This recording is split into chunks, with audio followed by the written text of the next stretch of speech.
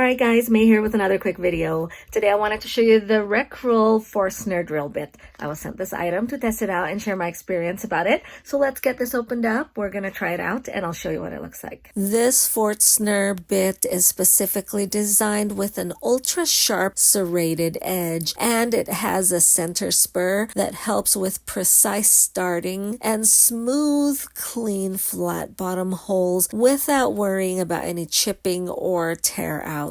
It is specifically designed for hinge installation, pocket holes, or overlapping cuts, and it has a wide compatibility of different materials that you can use it on, such as hardwood, softwood, plywood, MDF, plastic, and composite material, making it a great option for woodworking projects, for making furniture, cabinetry, or even for DIY craft projects. It is specifically designed from high quality, high speed steel that is heat treated and hardened for durability and rust resistance, making it a long lasting option even when we use it regularly. If you are in the market for a high quality Forstner drill bit with superior durability, this is definitely worth looking into.